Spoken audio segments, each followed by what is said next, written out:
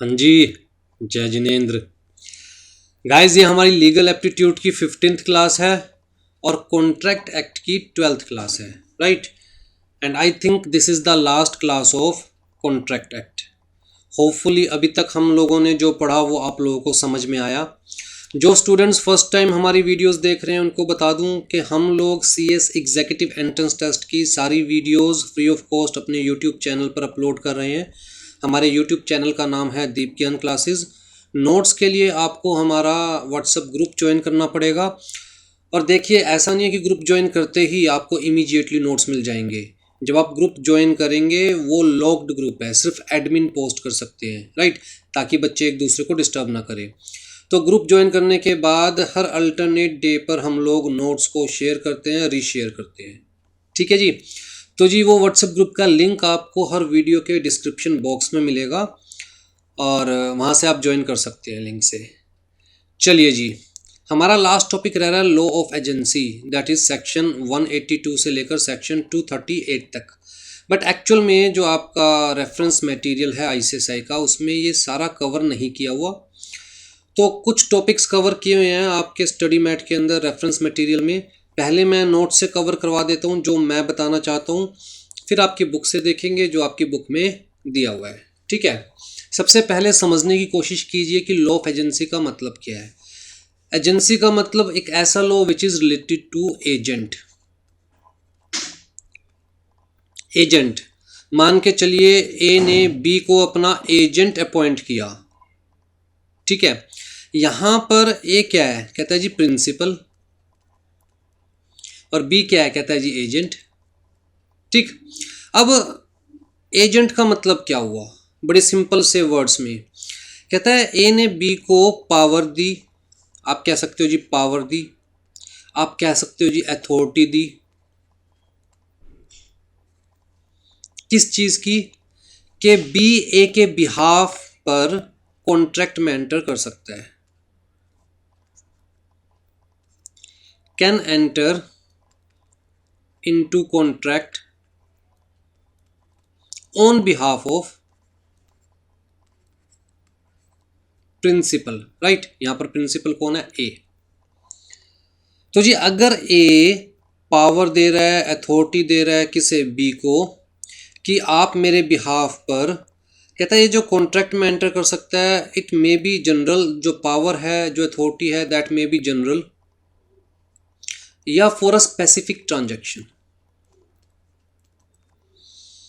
तो this may be general, may be specific. ये जो पावर है, अथॉरिटी है, कहता है it may be oral, it may be written.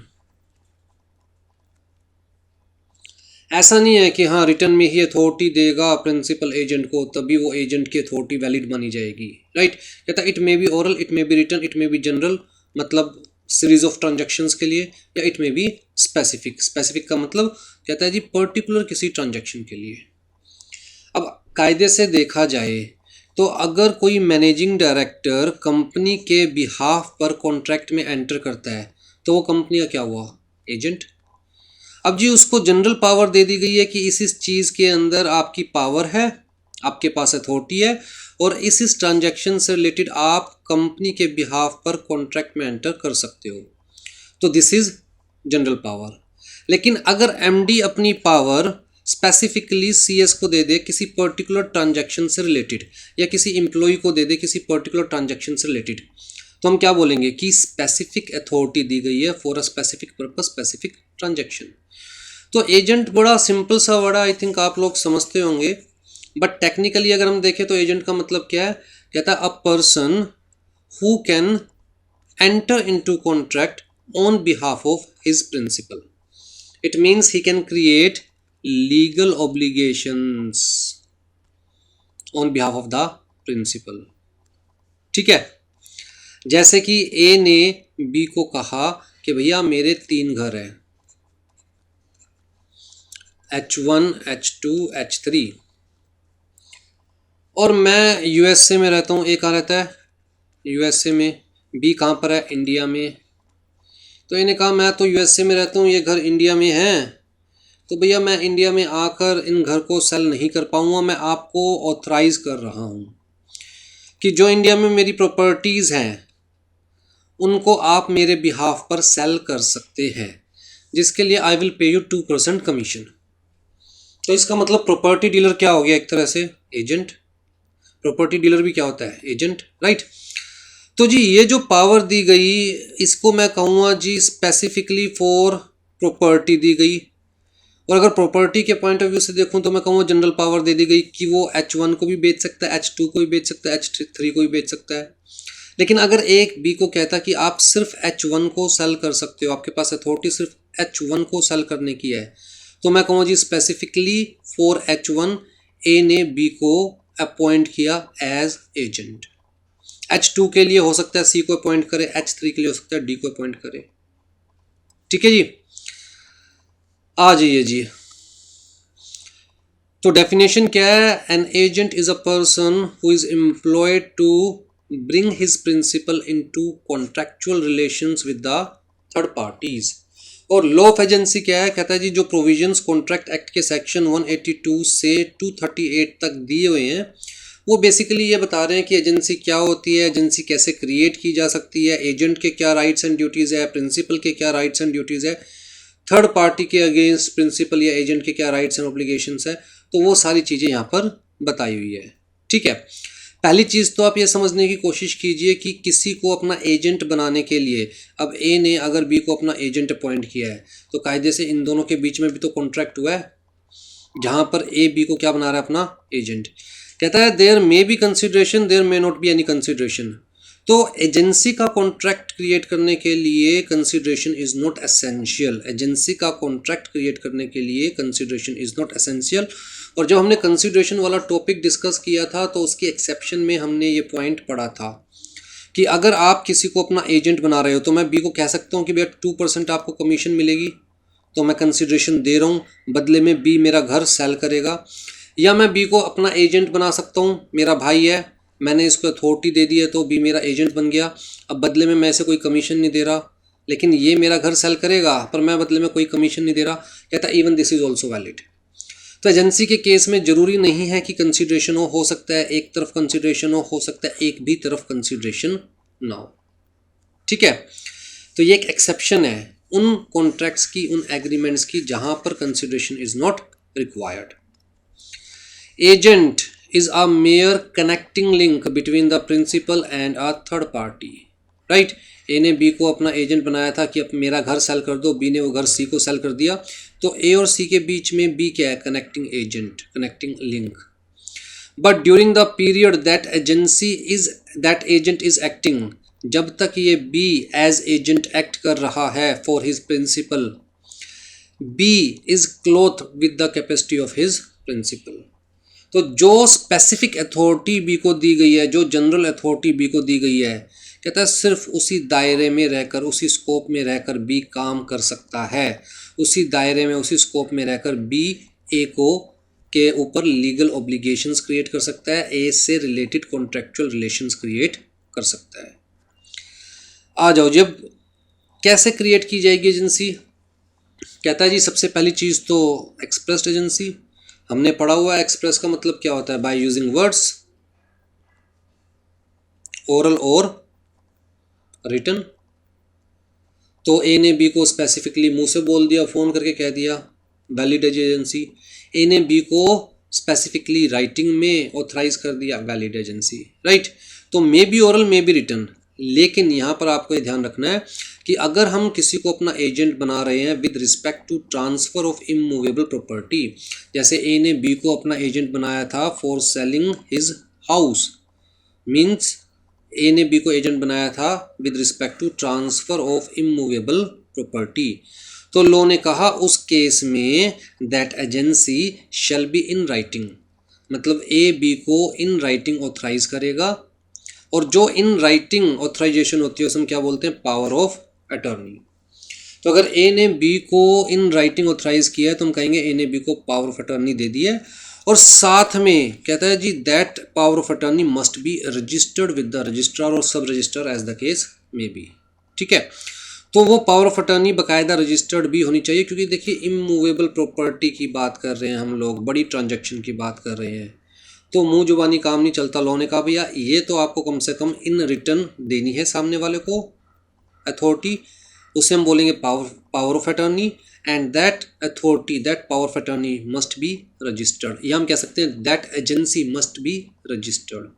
The power of attorney may be general giving the several powers to the agent और special giving authority to the agent for transacting a single act. अभी मन में doubt है sir general और specific में difference समझ नहीं आया। मान के चलिए मैं यूएसए में रहता हूँ और मेरा इंडिया में एक घर है, एक महल हो सपनों का, पर मैं सपनों के महल में को छोड़कर मैं सपनों की दुनिया में चला गया, यूएसए में चला गया। ठीक है जी, अब तो खैर नहीं जाना चाहूँगा मैं कहीं भी इंडिया से बाहर। तो ये जो घर खाली पड़ा था यहाँ पर मैंने मिस्टर एक्स को रहने की परमिशन दे दी और मिस्टर एक्स को कहा जी आपके पास पावर है, आप इस घर को मेंटेन करने के लिए डिसीजंस ले सकते हो, जब आपको लगे कि वाइट वॉश करवाने की ज़रूरत है आप वाइट वॉश करवा सकते हो, आप इस घर की सफाई के लिए जो एक्सपेंस खर्च करना चाहो एक्सपेंस करना चाहो आप एक्सपेंस कर सकते हो, राइट। तो अब मैं इसे क्या दे रहा हूँ, जनरल अथॉरिटी। मैंने इसे कहा नहीं कि तू वाइट वॉश करवा, मैंने कहा कि जब ज़रूरत पड़े आप खुद से डिसीजन ले सकते हो। मैंने इसे कहा नहीं कि भैया हाँ चलो पूरे घर की सफाई करवाओ, मैंने कहा जब जरूरत पड़े आप खुद से डिसीजन ले सकते हो। You have to maintain the house in good condition, जिसके बदले मैं आपको घर में रहने दूंगा, राइट। तो ये कौन सी अथॉरिटी हो गई, जनरल। लेकिन जब मैं मिस्टर एक्स को इस घर को बेचने के लिए अथॉरिटी दे रहा हूँ तो वो एक सिंगल ट्रांजैक्शन के लिए अथॉरिटी है, राइट। तो वो कौन सी हो गई, स्पेसिफिक। तो जी अथॉरिटी में भी जनरल में भी स्पेसिफिक, कहने का मतलब एजेंसी में भी जनरल में भी स्पेसिफिक। आ जाओ जी, ये तो एक्सप्रेस थी, कहता है इम्प्लाइड एजेंसी भी क्रिएट की जा सकती है, which depends upon the situation of the parties, conduct of the parties, necessity of the parties या नेसेसिटी ऑफ द केस। तो इम्प्लाइड अथॉरिटी में सबसे पहले हमारे पास क्या आती है, कहता है जी agency by estoppel. Estoppel word याद है ना, प्रीवियस क्लासेस के अंदर मैंने आपको डॉक्ट्राइन ऑफ एस्टोपल के बारे में डीपली एग्जाम्पल देकर समझाया था। एस्टोपल का मतलब क्या होता है कि अगर ए ने बी को कुछ कहा और ए को पता है कि वो बात ट्रू नहीं है, सच नहीं है, लेकिन ए चाहता है कि बी उस बात को सच माने और उस बात को सच मानकर एक्शन ले, और ये ए की बात को बी सच मानकर उस पर एक्शन ले लेता है, तो फिर ए अपनी बात से पीछे नहीं हट सकता। ए ये नहीं कह सकता कि भैया मैंने तो उस वक्त आपको झूठ बकाया था, पागल बनाया था, राइट। क्योंकि बी ने ए की बात को सच मानकर, ए के कहने पर ए की बात को सच मानकर अपने ऊपर कोई लाइबिलिटी क्रिएट कर लिया, कोई डेट क्रिएट कर लिया, या किसी ट्रांजैक्शन के अंदर अपने आप को इन्वॉल्व कर चुका है। मतलब कुल मिलाकर बी कहीं ना कहीं इन्वॉल्व हो चुका है। अब बी को इन्वॉल्व करके किसी भी लाइबिलिटी में, किसी भी डेट में, किसी भी फाइनेंशियल ट्रांजैक्शन में ए बैक स्टेप नहीं कर सकता। लॉ कहता है नाउ यू आर स्टॉप्ड, आप अब पीछे नहीं हट सकते, ठीक है। This is agency by estoppel. तो estoppel arises when you are precluded from denying the truth of anything which you have represented as fact although it is not a fact। तो जहां आप सामने वाले को स्पेसिफिकली शो कर रहे हो कि यार यही सच है जबकि वो सच नहीं था, और सामने वाले ने आपकी बात में आकर आपकी बात को सच मानकर कोई ना कोई एक्शन ले लिया है, तो जी फिर आप पीछे नहीं हट सकते, ठीक है। अब जैसे कि एक सिंपल सा एग्जांपल देता हूँ। अब जी मान के चलिए आपके दोस्त की एक दुकान है,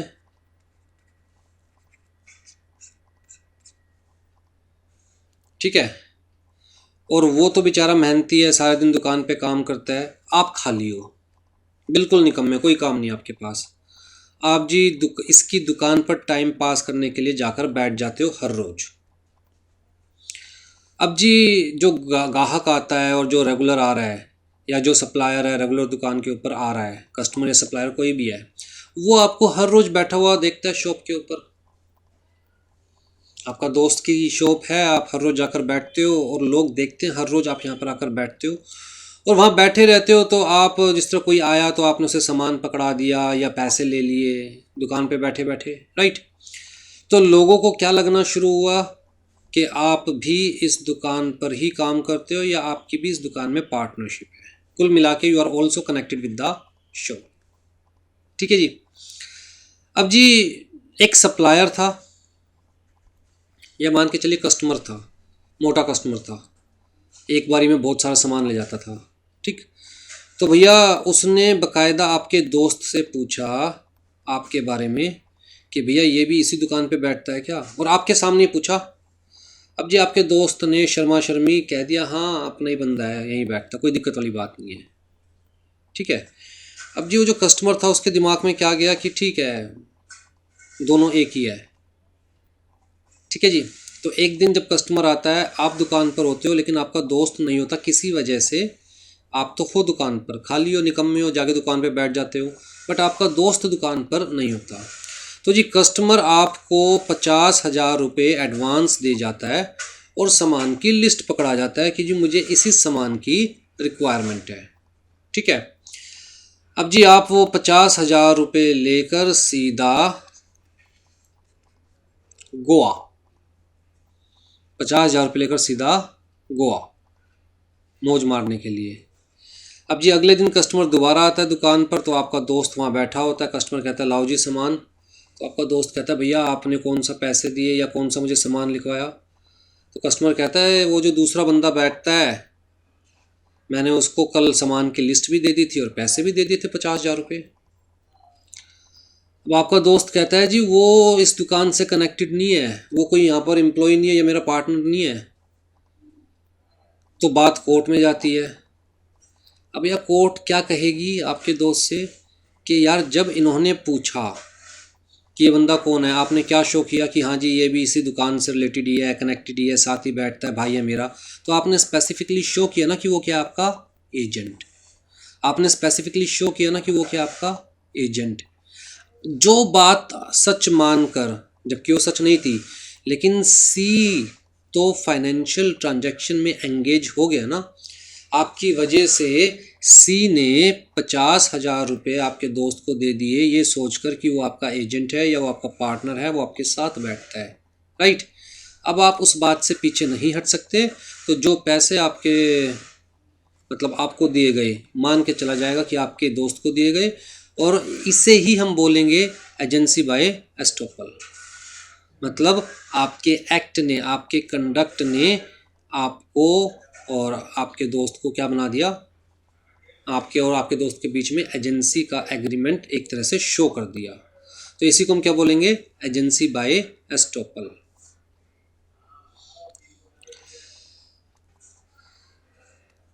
हाँ जी। फिर वाइफ एज एजेंट। अच्छा, क्या वाइफ हस्बैंड की एजेंट होती है? कहने का मतलब ये है कि आप वाइफ हस्बैंड के नाम पर उधार ले सकती है? क्या वाइफ हस्बैंड को किसी कॉन्ट्रैक्ट का पार्ट बना सकती है? क्या वाइफ हस्बैंड के नाम पर हस्बैंड से पूछे बिना किसी कॉन्ट्रैक्ट में एंटर कर सकती है? तभी मान के चला जाएगा वाइफ एजेंट है। लो कहता है यस। लो ने कहा in general the wife is considered as the agent of the husband. इसका मतलब वाइफ चाहे तो हस्बैंड के नाम पर क्रेडिट ले सकती है, और क्रेडिट भी किस चीज़ का? कहता है हर चीज़ का credit which is necessary for suitable life as per the life standard of the couple. इसका मतलब हस्बैंड की औकात के हिसाब से वाइफ चाहे तो हस्बैंड के नाम पर क्रेडिट ले सकती है, और उस चीज़ को यूज़ वाइफ करेगी, खाएगी वाइफ, लेकिन पैसे किसको पे करने पड़ेंगे? हस्बैंड को। ठीक है, क्योंकि लो मान के चल रहा है भैया ये हस्बैंड की रिस्पॉन्सिबिलिटी है कि वाइफ को वो सारी चीज़ प्रोवाइड करवाई जाए विच is necessary for their standard of living. ठीक। अब किस केस में भी ऐसा हो सकता है ना कि वाइफ इस चीज़ का मिसयूज़ कर सकती है, इस अथॉरिटी का?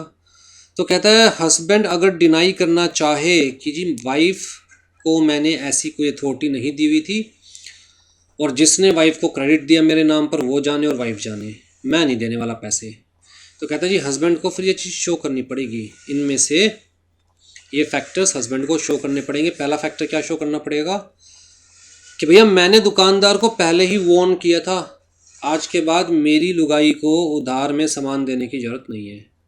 अरे पहले ही 500 साड़ियाँ पड़ी है उसके पास, फिर भी हर हफ्ते दुकानदार के पास जाती है, कोई नई साड़ी उठा लाती है।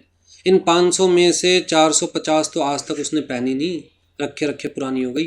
और मैंने वार्न किया था मैं दुकानदार को कि भैया मेरी लुगाई को आज के बाद कोई भी साड़ी उधार में दी या कुछ भी उधार में दिया तो मैं पैसे नहीं दूंगा, फिर भी दे दिया तो मैं क्या करूँ, now I am not liable. तो हस्बैंड ये शो कर सकता है। या फिर हस्बैंड कह सकता है कि स्पेसिफिकली मैंने वाइफ को मना किया था, और देख लो 4 जनों के बीच में मना किया था, इसके घर वालों को भी बुलाया था, अपने घर वालों को भी बुलाया था, सबके सामने अपना दुखड़ा रोया था कि भैया मैं इसका खर्चा नहीं पुगा सकता, ये तो हर रोज़ कुछ भी उठा लाती है, चाहे वो ज़रूरत की हो या नहीं हो।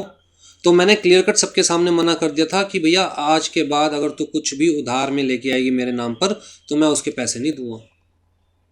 ठीक है, तो उस केस में फिर वाइफ को ही पैसे पे करने पड़ेंगे, हस्बैंड इज़ नॉट लायबल।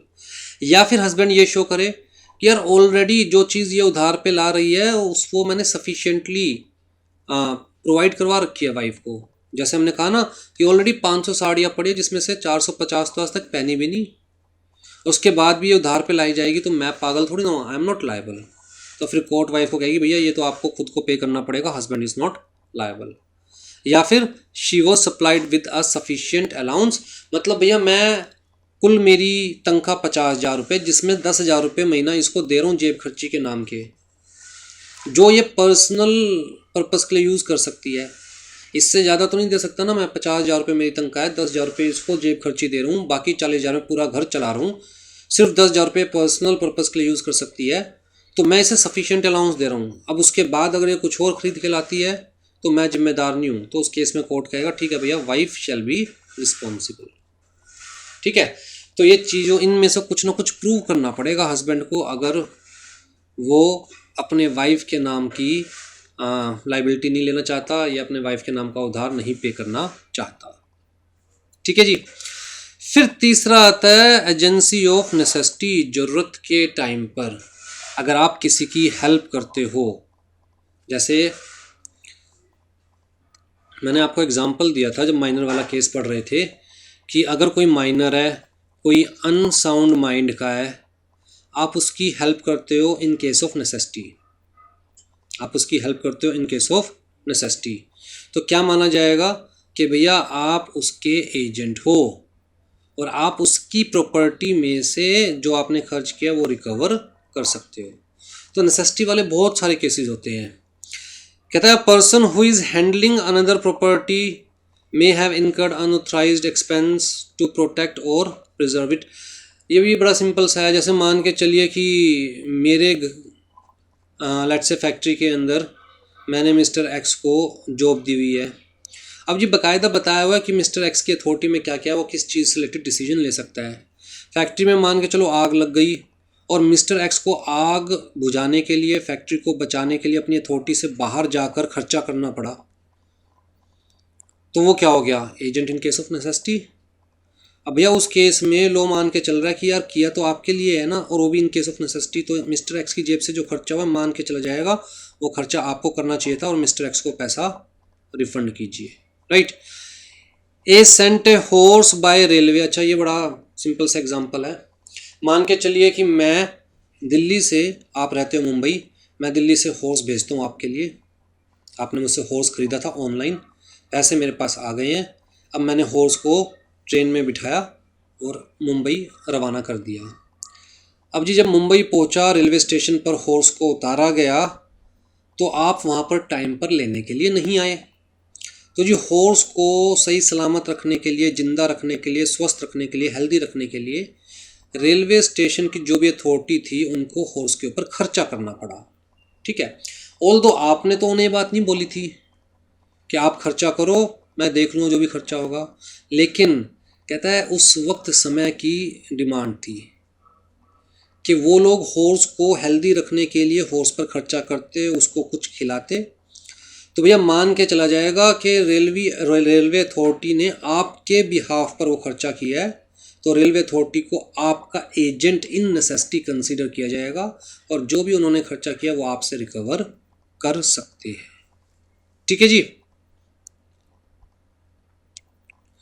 कहता है a wife deserted bye her husband, तो भैया हस्बैंड से अलग हो गई वाइफ, और वाइफ को अकेले रहने पर मजबूर होना पड़ा किसी भी वजह से।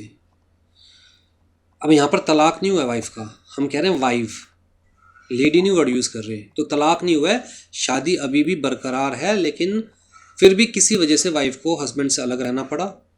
अब उस केस के अंदर अगर वाइफ को ज़रूरत का सामान परचेज करना पड़ेगा, even against the husband wish, husband चाहे ना चाहे, लेकिन अगर वाइफ को ज़रूरत का सामान परचेज करना पड़ेगा, ज़िंदगी जीने के लिए नेसेसिटीज़ परचेज करनी पड़ेगी, और हस्बैंड के क्रेडिट पर वो परचेज कर रही है, तो husband shall be liable. Husband चाहे ना चाहे फिर भी वाइफ को हस्बैंड की एजेंट कंसीडर किया जाएगा और हस्बैंड को वो सारा पे करना पड़ेगा। ठीक है जी।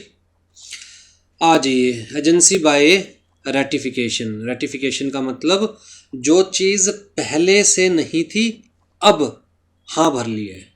मतलब जैसे मान के चलिए कि आपने मेरी कार बेच खाई, ठीक है, although you are not my agent, मैंने आपको अपना एजेंट बनाया ही नहीं, लेकिन फिर भी आपने मेरी कार बेच खाई।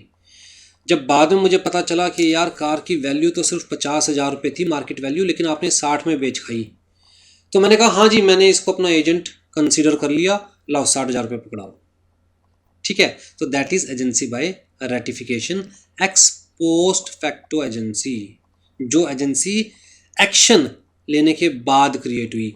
जब आपने एक्शन ले लिया, मेरी कार बेच दी, उसके बाद मैंने आपको अपना एजेंट कंसीडर कर लिया, तो एक्स पोस्ट फैक्टो एजेंसी। तो where a person having no authority purports to act as agent और a duly appointed agent exceeds his authority, कि या तो आपको अथॉरिटी दे ही नहीं रखी थी मैंने अपनी कार बेचने की, या जो आपको अथॉरिटी दे रखी थी उससे बाहर जाकर आपने कोई भी काम किया, the principal is not bound by the contract.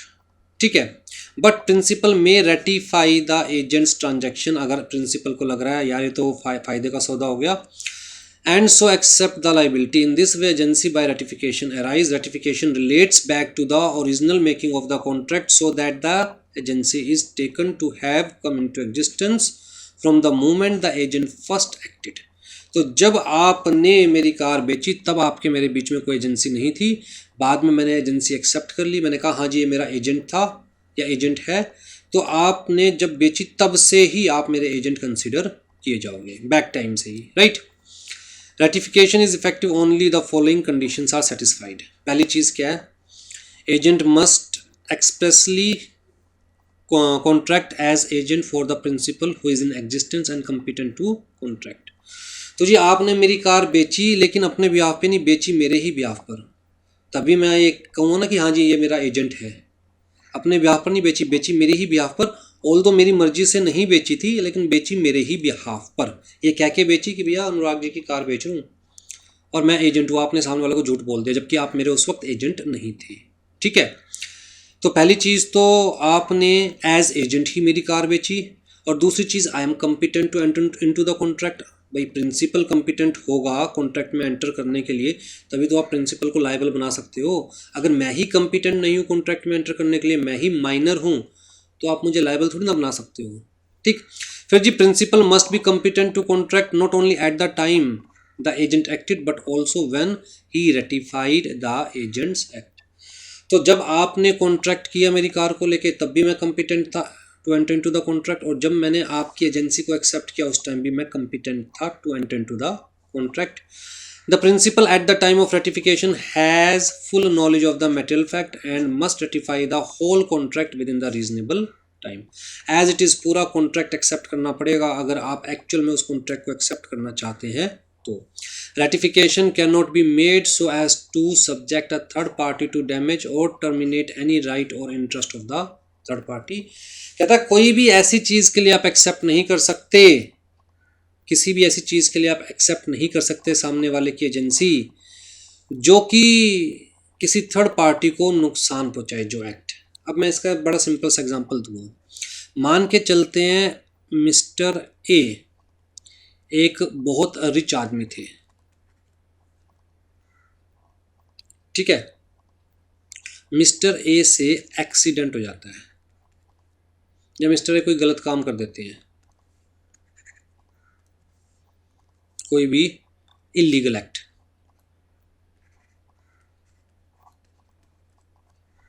और मिस्टर ए पकड़े जाते हैं, मिस्टर ए पकड़े जाते हैं। अब जी मिस्टर ए के पास बचने का कोई और तो रास्ता पाता नहीं, तो मिस्टर ए मिस्टर बी को कहते हैं कि यार ये जो जुल्म हुआ है ये तू अपने नाम ले ले, ये जो जुल्म हुआ है तू अपने नाम ले ले, तो मैं तेरे परिवार वालों को 50 लाख रुपए दूंगा। तो आप कोर्ट में जाते हो और आप कोर्ट को कहते हो जी मिस्टर ए की कोई गलती नहीं है, इन्होंने जो किया मेरे कहने पे किया, मिस्टर ए तो मेरे एजेंट थे और मैंने इनकी मजबूरी का फ़ायदा उठा के मजबूर किया इन्हें वो गलत काम करने के लिए। अगर कोर्ट में प्रूव हो जाता है तो एक्चुअल कल्प्रिट कौन हो, आप हो, कोर्ट इन्हें तो छोटी मोटी सज़ा देके छोड़ देगी। ठीक है, तो ये वाला काम ना हो, मतलब जो एक्चुअल कल्प्रिट है वो इस वे में ना बच पाए, उस पॉइंट ऑफ व्यू से यहाँ कहा गया है कि आप अच्छे काम के लिए तो सामने वाले को अपना एजेंट कंसीडर कर सकते हैं, पर बुरे काम के लिए आप सामने वाले को अपना एजेंट कंसीडर नहीं कर सकते। कहता है इस केस के अंदर अगर ये चीज़ प्रूव नहीं हो पाई कि पहले से मिस्टर ए मिस्टर बी के एजेंट थे, तो कहता है जब गलत काम हो चुका उसके बाद चाहकर भी मिस्टर बी ये नहीं कह सकते कि मिस्टर ए मेरे एजेंट थे। ठीक है, अच्छे काम के लिए बाद में आप एजेंसी एक्सेप्ट कर सकते हैं, लेकिन बुरे काम के लिए you can not accept the agency, specifically where there is a damage to third party, या किसी का स्पेसिफिक राइट ख़त्म हो रहा है, इंटरेस्ट ख़त्म हो रहा है, गलत काम के लिए आप एजेंसी एक्सेप्ट नहीं कर सकते बाद में। You can not ratify the agency, only lawful act can be ratified. Clear है जी? आज ये जी क्लास ऑफ एजेंट्स, कहते हैं दो तरह के एजेंट्स होते हैं, स्पेशल या जनरल, वो मैं आपको बता ही चुका हूँ, फिर भी पढ़ देता हूँ जो लिखा हुआ है। Special agent, a special agent is one who is appointed to do a specified act or to perform a specified function. Any act of agent beyond that authority will not bind the principal. General का मतलब कहता है to do anything within the authority given to him. जैसे मैंने कहा ना कि रामू काका को मैंने अपना घर संभालने के लिए रखा हुआ था for the maintenance of the house, right. तो उस केस में the third party may assume that such an agent has the power to do all that is usual for the general agent to do in the business involved. The third party is not affected by any private restrictions on the agent's authority. अब जी रामू काका को जब मैंने पूरी authority दे रखी थी, आप घर को मेंटेन कीजिए, आप गार्डन मेंटेन कर सकते हैं, गार्डन के ऊपर खर्चा कर सकते हैं, वाइट वॉश करवा सकते हैं, वाइट वॉश के ऊपर खर्चा कर सकते हैं, आपको घर पूरा मेंटेन करने की अथॉरिटी है, जो खर्चा होगा आप मेरे से लेते रहिए। अब जी रामू काका थर्ड पार्टी को बुलाकर, मतलब मिस्टर एक्स को बुलाकर वाइट वॉश करवाते हैं और बाद में रामू काका ये कहे कि यार प्रिंसिपल देगा पैसे, थर्ड पार्टी को तो कोई मतलब थोड़ी ना उस चीज़ से, थर्ड पार्टी को तो आपसे पैसे लेने हैं, रामू काका से पैसे लेने हैं, राइट, क्योंकि उसकी नज़रों में अथॉरिटी किसके पास है, रामू काका के पास। उस घर से रिलेटेड सारे डिसीजंस कौन ले सकता है, रामू काका ले सकते हैं, राइट।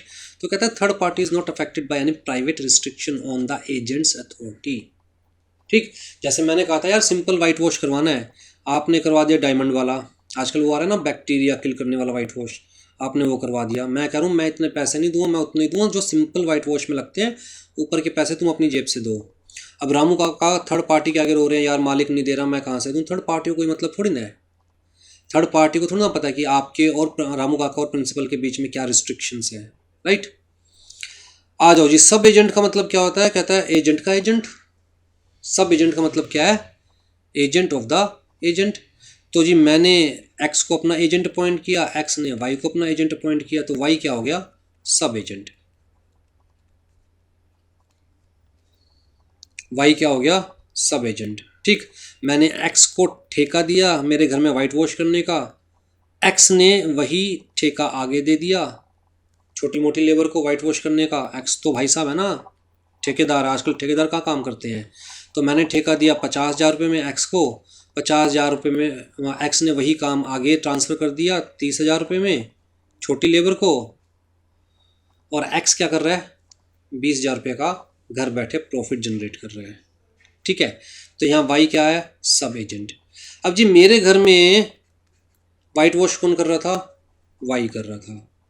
अगर कोई गलती होती है वाई से, तो क्या वाई के एक्ट के लिए मैं रिस्पॉन्सिबल हूँ या नहीं, जबकि मैंने वाई को अपॉइंट नहीं किया। वाई को किसने अपॉइंट किया था? एक्स ने। कहता लोगों को क्या फ़र्क पड़ता है कि एक्स ने अपॉइंट किया या वाई ने अपॉइंट किया या किसने अपॉइंट किया। लोगों को तो ये पता कि आपके घर में वाइट वॉश कौन कर रहा है? वाई कर रहा है। अब जी वाई की गलती की वजह से अड़ोसी को पड़ोसी को अगर कोई नुकसान होता है तो भैया वो तो आपसे रिकवर करेंगे, चाहे वाई को एक्स ने अपॉइंट किया था या आपने, उन्हें कोई मतलब नहीं है। वो आपसे रिकवर कर सकते हैं सब एजेंट की गलती। और आप किससे रिकवर कर सकते हो? एक्स से। भाई वाई से कोई गलती हो गई जिसकी वजह से आपको 10,000 रुपये पे करने पड़े पड़ोसी को, तो भैया पड़ोसी को तो आप पे करोगे ही करोगे, चाहे वाई को आपने अपॉइंट किया नहीं किया। लेकिन हाँ, वो 10,000 रुपये आप एक्स के काट सकते हो। पहली बात तो ये। तो इसका मतलब सब एजेंट अगर कोई गलत काम करता है तो प्रिंसिपल लायबल है? जी हाँ। दूसरी चीज़, क्या सब एजेंट डायरेक्ट प्रिंसिपल से रेम्यूनरेशन मांग सकता है? जी नहीं, नो। कहता मैं सब एजेंट जो डायरेक्ट इनके बीच की बात होगी ना, तो उस केस के अंदर प्रिंसिपल कह सकता है भैया मैंने तुझे थोड़ा ना अपॉइंट किया था, तू कौन है मैं नहीं जानता तुझे, मैंने काम किसको दिया था? एक्स को, तो तू पैसे किससे मांग? एक्स से, right. A sub-agent is the person employed by and acting under the control of original agent in the business of the agency. So sub-agent is the agent of original agent, right? तो जी मैंने x को appoint किया था, x ने y को appoint किया, तो कायदे से y क्या है? कहता है x का एजेंट। अगर x और y के बीच में देखा जाए तो x is the principal, y is the agent. अगर a और x के बीच में देखा जाए तो a is the principal, x is the agent, right. तो as between themselves the relation of sub agent and original agent is that of agent and principal, आपस में x और y का। A sub agent is bound by all the duties of original agent। भाई जैसा मैंने x को कहा था करने के लिए y को वैसे ही करना पड़ेगा, लेकिन अगर y वैसा नहीं करता तो कहता है y is not directly responsible to the principal। Y को मैं कहूँ यार मैंने थोड़ी ना बोला था करने को, क्या कर रहा है तू, तो वाई क्या कहेगा? बाबूजी मुझे क्यों बोल रहे हो, मैं तो वही करूँगा जो एक्स ने मुझे कहा है, आप जाके एक्स से बात करो, राइट। तो कहता है कि वैसे तो सब agent is not directly responsible to the principal, लेकिन अगर इसने मेरे घर में चोरी करी, चकारी करी, कुछ फ्रॉड किया, कुछ गलत किया, तो उस केस में तो ये डायरेक्टली रिस्पॉन्सिबल है, right, to the principal. The sub-agent is responsible to the original agent. The original agent is responsible to the principal for the act of the sub-agent. लेकिन मैंने आपको क्या बताया कि अगर हम बात करें पड़ोसियों की, थर्ड पार्टी की, अगर थर्ड पार्टी के साथ कुछ गलत किया है तो थर्ड पार्टी तो भैया सीधा आकर ओरिजिनल प्रिंसिपल का गला पकड़ सकते हैं।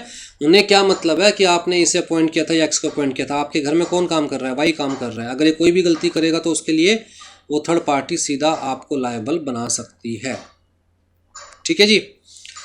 तो as regard third person, the principal is represented by sub-agent and he is bound and responsible for all the acts of the sub-agent as if he were an agent originally appointed by the principal। आ जाओ जी, mercantile agent का मतलब क्या होता है? कहता है वो agent जो कि बिजनेस में, बिजनेस के पॉइंट ऑफ व्यू से एजेंट है। जैसे एक्स ने वाई को अपॉइंट किया अपना सामान बेचने के लिए, तो वाई क्या है? Mercantile agent, right.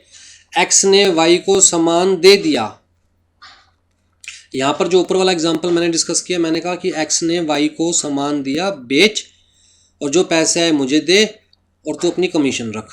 तो इसका मतलब उस सामान के ऊपर ओनरशिप किसकी रहेगी? हमेशा एक्स की। वाई सिर्फ एक्स के बिहाफ पर सामान बेच रहा है। दूसरा केस ऐसा हो सकता है कि एक्स ने वाई को सामान दिया और कहा ले तेरी ही ओनरशिप है, वाई तू अपने हिसाब से इसे जैसे बेचना चाहे वैसे बेच, अब इस सामान पर तेरी ओनरशिप है, राइट। जो पैसे कुछ तो मुझे एडवांस दे जा तू, और बाकी पैसे तू बाद में दे दियो बेचने के बाद, और जितना बेचेगा उतना मैं तुझे कमीशन भी दूँ उस हिसाब से। तो अलग अलग तरह के हो सकते हैं ना। एक ये केस पॉसिबल है, वाई बेच रहा है आगे सामान एक्स के बिहाफ पर, लेकिन पैसा मिला या डूबेगा वो एक्स की जिम्मेदारी। दूसरा ये केस पॉसिबल है कि वाई बेच रहा है एक्स की सामान को, लेकिन वाई कह रहा है कि भैया अगर आप मुझे 2% एक्स्ट्रा कमीशन दोगे तो जिसको भी मैं उधार में सामान दे रहा हूँ उस सब की मेरी जिम्मेदारी, आपको आपके पैसे मिलेंगे, जो पैसा डूबेगा उसकी मेरी जिम्मेदारी, मैं दूंगा आपको, लेकिन उस केस में मैं थोड़ा सा एक्स्ट्रा कमीशन लूँगा। तो अलग अलग टाइप के हो सकते हैं, right. Sale of goods act के अंदर कैसे डिफाइन किया हुआ है, कहता है mercantile agent having in customary course of business as such agent authority either to sell or the consign goods for the purpose of sale or to buy goods or to raise money on the security of the goods। तो मेरे behalf पर जो बंदा goods sale कर रहा है, मेरा consignee क्या मेरा एजेंट है, मेरे बिहाफ पर जो बंदा बाय कर रहा है मेरा एजेंट है, मेरे बिहाफ पर जो लोन ले रहा है उधार ले रहा है मेरे नाम पर मेरे बिहाफ पर वो क्या मेरा एजेंट है, राइट। जैसे कि फैक्टर हो गए, ब्रोकर हो गए, ऑक्शनियर हो गए, कमीशन एजेंट हो गए। तो फैक्टर का मतलब क्या होता है, a factor is a mercantile agent employed to sell goods which have been placed in his possession और contract to buy goods from the principal. आपको फैक्टर को मैं बड़ा इजीली समझाऊं एक एग्जांपल से। मान के चलो आपके पास एक दुकान है, दुकान पे आप मतलब ऐसी जगह दुकान है जहां आप इजीली बहुत अच्छे से गारमेंट्स का काम कर सकते हो और आपको लगता है काम चलेगा, बट आपके पास पैसा नहीं है काम करने के लिए, दुकान तो पैसा नहीं है। तो जी आप जाते हो एक मैन्युफैक्चरर के पास, आप मैन्युफैक्चरर से कहते हो यार देख मेरे पास पैसा नहीं है काम करने के लिए, सामान उधार पे ले सकता हूँ, मैं आगे बेच सकता हूँ। तो मैन्युफैक्चरर कहता है ठीक है मैं तुझे सामान देता हूँ 10 लाख रुपए का, मान के चलिए तेरा ही सामान है, तेरी कस्टडी में दे दिया मैंने, तेरे पोजेशन में दे दिया, ठीक है। तू ये सामान बेचता रहे, जो कैश में बेच सकता है कैश में बेच, जो उधार में बेच सकता है उधार में बेच, मतलब जो क्रेडिट दे सकता है क्रेडिट दे, कैश दे क्रेडिट दे तेरी मर्जी है, ठीक है। लेकिन जब भी तू किसी कस्टमर को क्रेडिट पे सामान दे तो एक बार उस कस्टमर की डिटेल मुझे भेज दियो, मैं चेक कर लूँगा कि कस्टमर एक्चुअल में क्रेडिट देने लायक है या नहीं है, क्रेडिट वर्दीनेस उसकी कैसी है कैसी नहीं है। और अगर मैं ओके कर दूँ तो तू उस कस्टमर को क्रेडिट पे सामान दे दियो, फिर तेरी जिम्मेदारी नहीं है कि उससे पैसे आए या ना आए, राइट। तो बेसिकली ये जो मैन्युफैक्चरर है ये मिस्टर एक्स जिसकी दुकान थी, मिस्टर एक्स कौन हो गए, फैक्टर। मिस्टर एक्स कौन हो गए, फैक्टर। ऐसे ऐसे हो सकता है मैन्युफैक्चरर ने 4 5 6 फैक्टर्स बना रखे हो जिनके थ्रू ये मैन्युफैक्चरर सामान बेच रहा है मार्केट के अंदर। अगर ये मान के चलते हैं मिस्टर एक्स से ये जो CM कोई बंदा है वो सामान लेने के लिए आता है, अब मिस्टर एक्स के पास तो ये CM अप्रोच कर पाया क्योंकि मिस्टर एक्स की दुकान लेट से रोहिणी में है। मैन्युफैक्चरर कहाँ बैठा था, कहता है जी अहमदाबाद में। अहमदाबाद थोड़ा जाता CM सामान लेने के लिए, लेकिन मिस्टर एक्स तक तो अप्रोच कर पाया ना क्योंकि एक ही मोहल्ले में रह रहे हैं मिस्टर एक्स और CM, मतलब जहाँ मिस्टर एक्स की दुकान है वहीं CM भी रहता है। तो CM ने अपने घर के पास वाली दुकान से सामान लेने की सोची तो मिस्टर एक्स के पास पहुँच पाया वो। अब जी आपस में अगर जान पहचान होगी इन दोनों की तो हो सकता है मिस्टर एक्स इसको क्रेडिट भी दे दे और मिस्टर एक्स की जो इन्फॉर्मेशन भेजेगा मैन्युफैक्चरर को जो कि अहमदाबाद बैठा है तो वो इन्फॉर्मेशन भी प्रॉपर भेज पाएगा।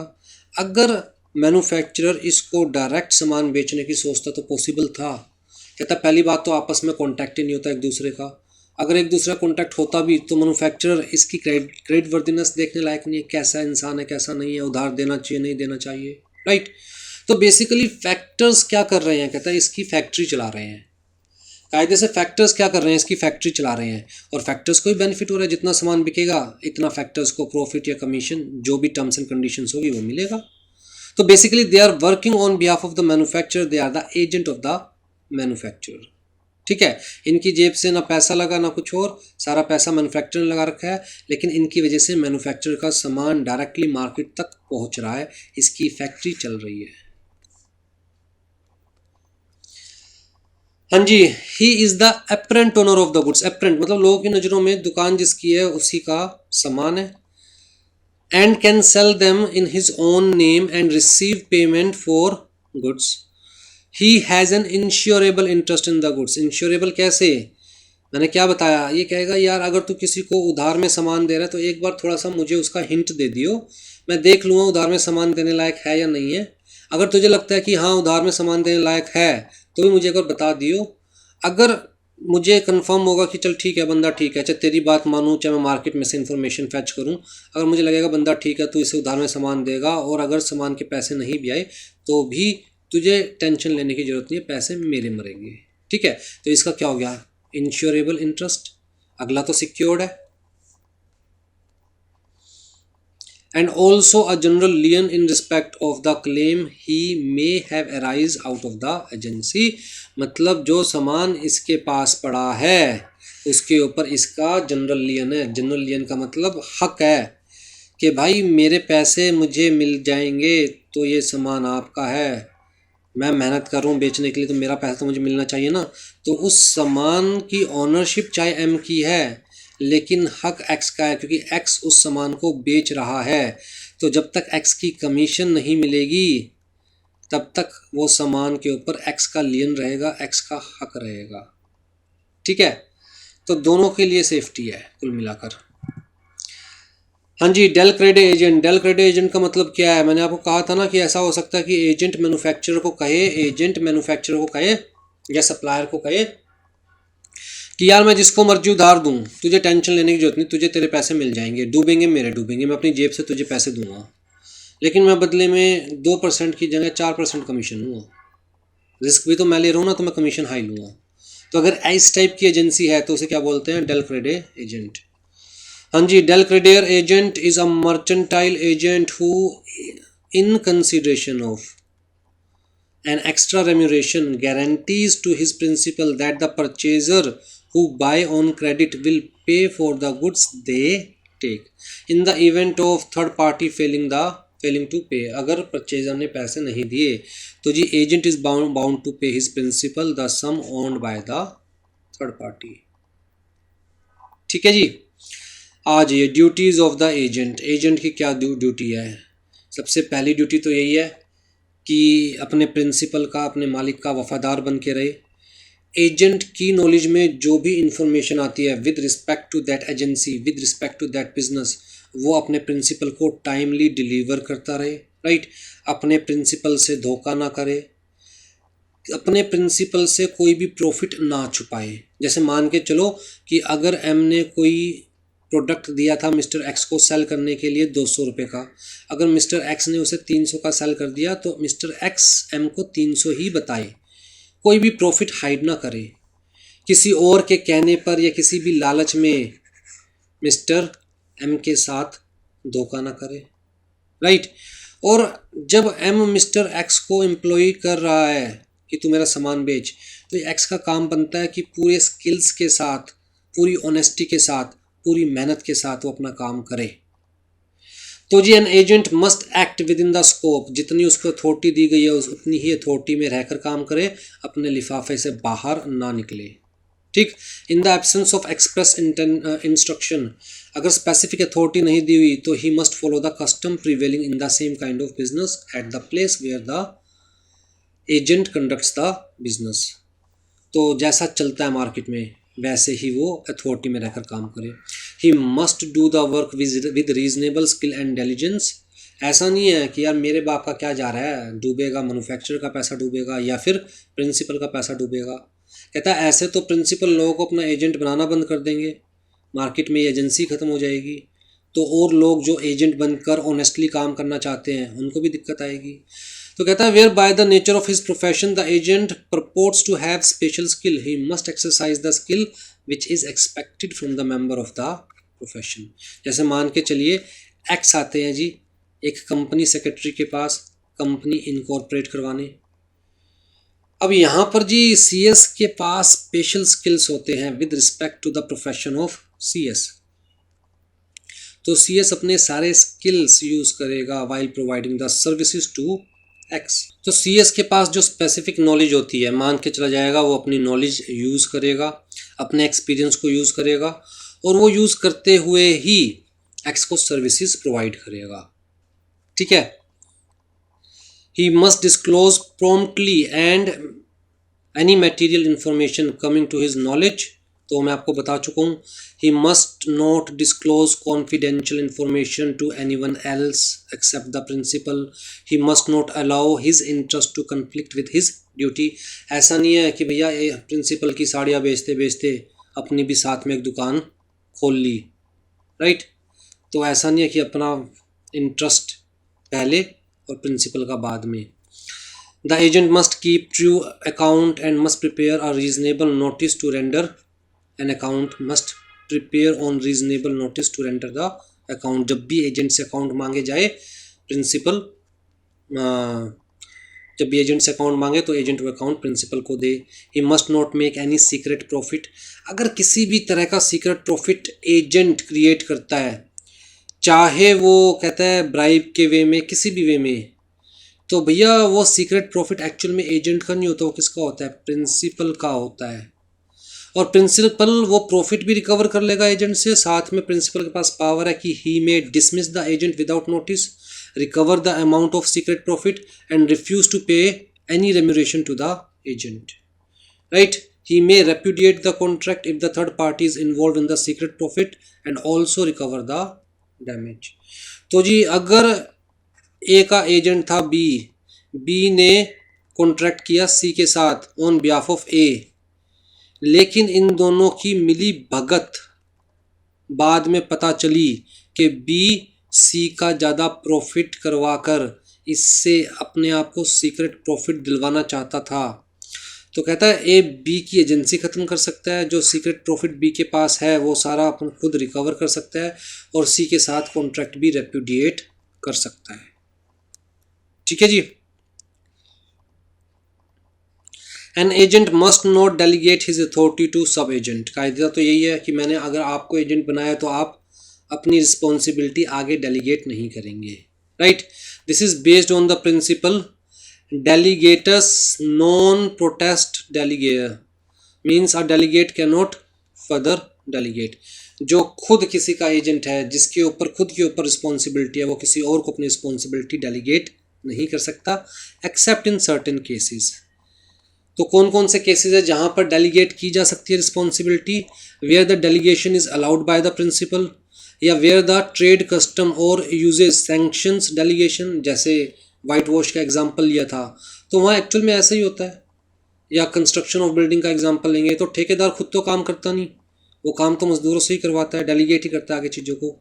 Where the delegation is essential for the proper performance, where an emergency renders it imperative, जहाँ एमरजेंसी के केस में जहाँ जरूरी लगता है एजेंट को कि यार किसी न किसी सब एजेंट को हायर करना जरूरी है काम को प्रॉपरली कंप्लीट करने के लिए।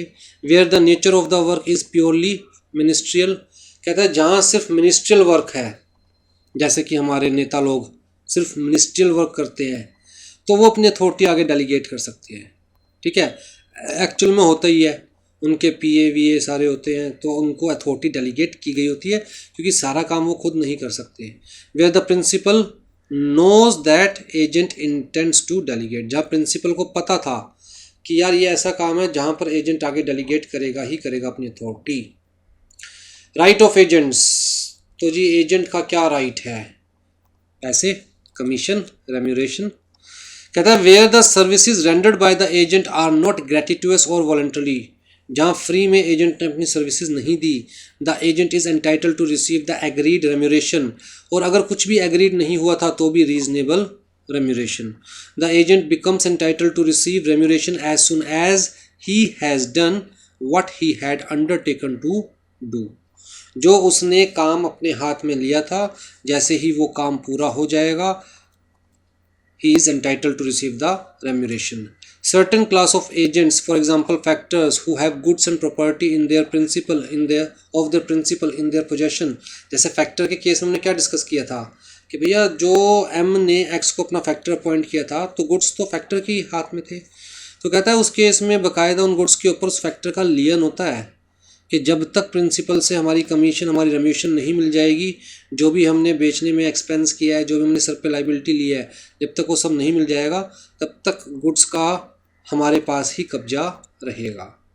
राइट, तो वही सारी चीज़ें। टर्मिनेशन ऑफ एजेंसी पे आ जाइए जी।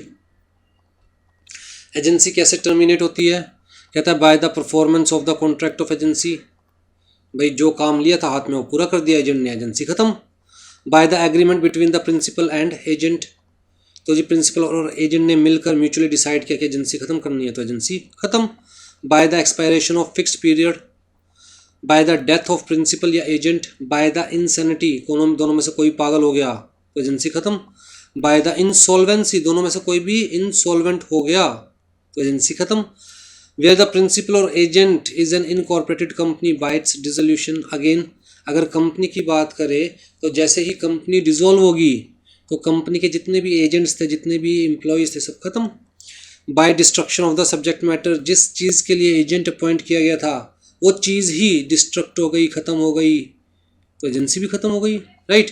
Bye the renunciation of his authority by agent, agent ने अपनी अथॉरिटी किसी और को रिनाउंस कर दी without the permission of the principal, किसी और को दे दी अपनी अथॉरिटी। कुल मिला के एजेंट ने सब एजेंट अपॉइंट कर लिया without the permission of the principal, तो कहता है फिर एजेंट की अथॉरिटी भी खत्म। By the revocation of authority by the principal, principal ही अगर वापस ले लिया अपनी अथॉरिटी तो एजेंट की अथॉरिटी खत्म। ठीक है जी, तो ये था लॉ ऑफ एजेंसी। अब जी आपकी बुक में देख लेते हैं क्या कवर किया हुआ है। सबसे पहले तो होता क्या है वो बताया हुआ है, मैं आपको बता चुका हूँ। फिर जी टाइप ऑफ एजेंसीज बताई हुई है, ये सारी मैं डिस्कस कर चुका हूँ। इम्प्लाइड अथॉरिटी में by estoppel, wife as agent, agent of necessities, ये सब मैं डिस्कस कर चुका हूँ। Agency by ratification, class of agent, special general, ये भी हम डिस्कस कर चुके हैं। सब एजेंट भी हम डिस्कस कर चुके हैं। मर्केंटाइल एजेंट क्या होता है, फैक्टर क्या होता है, ब्रोकर तो आपको पता ही है क्या होता है, जैसे प्रॉपर्टी ब्रोकर होता है, राइट, शेयर ब्रोकर होता है। डेल क्रेडिट एजेंट हम डिस्कस कर चुके हैं। ऑक्शनियर आपको पता ही है क्या होता है, अगर मैं अपने प्रॉपर्टी की ऑक्शन करना चाहता हूँ, गुड्स की ऑक्शन करना चाहता हूँ, तो मैं किसी ना किसी को अपॉइंट करूँगा, वो मेरी गुड्स की ऑक्शन करेगा, राइट, तो मेरे बिहाफ पर बेसिकली मेरे गुड्स बेचेगा, तो ऑक्शनर। पार्टनर्स एक दूसरे के एजेंट होते ही हैं। बैंकर, बैंकर क्या है जी, कहता है जी मेरा बैंकर एक तरह से मेरा एजेंट है, मेरा बैंकर एक तरह से मेरा एजेंट है। मैं बैंकर को कह रहा हूँ कि मेरे अकाउंट से मिस्टर एक्स को पैसे दे दो, तो बैंकर मिस्टर एक्स को पैसे देगा, राइट। तो और भी बहुत सारे काम करते हैं ना आजकल तो बैंकर, जैसे कि मेरे बिहाफ पर बिल पे कर रहा है मेरा बैंकर, इलेक्ट्रिसिटी का बिल पे कर रहा है। स्टैंडिंग इंस्ट्रक्शंस जिसे हम कहते हैं, कि मैंने अपने बैंक को स्टैंडिंग इंस्ट्रक्शंस दे दिया है कि हर महीने इस डेट को एयरटेल का इतना बिल पे कर देना मेरा, टाटा का इतना बिल पे कर देना मेरा, अच्छा NDPL इलेक्ट्रिसिटी का इतना बिल पे कर देना मेरा, राइट। तो ऑटोमेटिकली ये सारे काम, ये सारी फैसिलिटीज़ कौन प्रोवाइड कर रहा है, मेरा बैंक मुझे प्रोवाइड कर रहा है, जो मेरे बिहाफ पर ये सारे काम कर रहा है। ठीक है जी। ड्यूटीज़ ऑफ एजेंट हम डिस्कस कर चुके हैं, राइट्स ऑफ एजेंट हम डिस्कस कर चुके हैं, टर्मिनेशन ऑफ एजेंसी हम डिस्कस कर चुके हैं। आ जाओ जी ई कॉन्ट्रैक्ट। क्या होते हैं ई कॉन्ट्रैक्ट, इलेक्ट्रॉनिकली जिस कॉन्ट्रैक्ट को बनाया जाए दैट इज ई कॉन्ट्रैक्ट। जैसे मान के चलिए ये जो आपके सामने फाइल है दिस इज PDF फाइल, अब जी इसी के ऊपर मैं अपने साइन कर दूं इलेक्ट्रॉनिकली, तो क्या बन जाएगा ये ई कॉन्ट्रैक्ट। तो ऐसे ही किसी PDF फाइल को बनाकर उसके ऊपर दोनों पार्टीज अपने साइन कर दे तो क्या बन जाएगा ई कॉन्ट्रैक्ट। साइन कैसे, कहता है डिजिटल। साइन कैसे, डिजिटल। अब जी डिजिटल साइन कहाँ करेंगे, कहता है उन PDF में स्पेसिफिकली स्पेस दे रखा होता है, उस स्पेस पर साइन किया जाता है। कैसे किया जाता है, ध्यान से सुनिए। जो हमारे पास डिजिटल सिग्नेचर है उसको इशू करने वाली अथॉरिटीज़ होती है, जो आप एग्जीक्यूटिव लेवल पर पढ़ेंगे। तो मैं अपनी सारी डिटेल्स, पर्सनल डिटेल्स, अपनी फ़ोटो, अपना पूरा बायोडाटा, जन्म कुंडली, सब मैं बेसिकली उस इशूइंग अथॉरिटी को दूंगा। इशूइंग अथॉरिटी एक सॉफ्टवेयर में मेरी सारी डिटेल डाल देगी और फिर मुझे पेन ड्राइव के अंदर एक सॉफ्टवेयर दे देगी।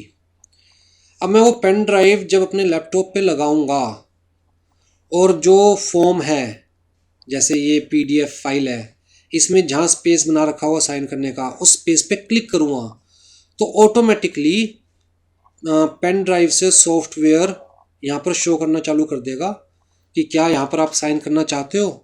मैं यस पे क्लिक करूँगा तो वहाँ पर एक छोटा सा साइन का निशान बना हुआ जाएगा जिस पे लिखा होगा अनुराग जैन, राइट, बस इतना सा। अब उस पे कोई भी क्लिक करेगा तो मेरी सारी डिटेल आ जाएगी कि भाई किसने साइन किए हुए हैं, ठीक है। और उसको इशूइंग अथॉरिटी से बहुत इजीली वेरीफाई करवाया जा सकता है कि क्या आपने ये, क्योंकि उसके अंदर ना यूनिक कोड होता है, तो हर डिजिटल सिग्नेचर का सेपरेट यूनिक कोड होता है और यूनिक कोड इशूइंग अथॉरिटी को पता है मेरा। तो जब उस सिग्नेचर को वेरीफाई करने के लिए इशूइंग अथॉरिटी के पास जाया जाएगा तो वो उस सॉफ्टवेयर का यूनिक कोड देखेगा और फिर वो अपने रिकॉर्ड्स में चेक करेगा जी ये किसको असाइन किया था, वो कहेगा जी अनुराग जैन को, तो यस ये अनुराग जैन के ओरिजिनल साइन है, राइट। तो ऐसा नहीं है कि मैं ऐसे करके साइन मारूंगा, मैं ऐसे करके साइन नहीं मारने वाला, वो डिजिटल सिग्नेचर नहीं होते। डिजिटल सिग्नेचर का मतलब signature which are given by the issuing authority under IT act, information technology act, right. तो इश्यूइंग अथॉरिटी मुझे सिग्नेचर इशू करेगी डिजिटल फॉर्म में, पेन ड्राइव में बाकायदा सॉफ्टवेयर होता है, और जब मैं उस सॉफ्टवेयर को इम्पोज करूँगा, मतलब उस कोड को किसी डॉक्यूमेंट पे इम्पोज करूँगा, तब मान के चला जाएगा कि मैंने वो डॉक्यूमेंट साइन कर दिया, क्योंकि जैसे ही उस डॉक्यूमेंट के अंदर हल्की सी भी अल्ट्रेशन होगी वैसे ही वो सिग्नेचर ऑटोमेटिकली रिमूव हो जाएंगे। तो इसका मतलब जब मैं किसी इलेक्ट्रॉनिक डॉक्यूमेंट पे वो कोड को लगाऊंगा तो उसके बाद उस डॉक्यूमेंट में कोई चेंजेस नहीं किए जा सकते, ठीक। तो लॉ की नज़रों में क्लियर है कि उस डॉक्यूमेंट पे जो भी लिखा हुआ है वो पढ़कर ही मैंने वो कोड इम्पोज किया होगा, ठीक है जी। तो वही चीज़ें यहाँ पर बताई हुई है। नेसेसिटी इंटीग्रेंट्स ऑफ इलेक्ट्रॉनिक कॉन्ट्रैक्ट कहता है एन ऑफर, वही सारी चीज़ें हैं जो हम अभी तक पढ़ते आ रहे हैं। लो जी, आपका इंडियन कॉन्ट्रैक्ट एक्ट ख़त्म। बुक के पीछे जो आपको क्वेश्चंस दे रखे हैं उन्हें देख लीजिएगा, क्योंकि आंसर्स भी साथ साथ ही दे रखे हैं। और जो भी आपके डाउट्स है डाउट सेशंस में क्लियर करवा लीजिएगा, हम डाउट सेशन यूट्यूब पर लाइव लेंगे ही, राइट। तो डाउट सेशंस के जितने भी लिंक्स हैं वो आपके जो हमारे व्हाट्सएप ग्रुप है वहाँ पर हम शेयर करते रहेंगे, टाइमिंग और लिंक्स, तो उस हिसाब से आप लोग डाउट सेशन ज़रूर अटेंड कीजिएगा। चलिए जी, टेक केयर।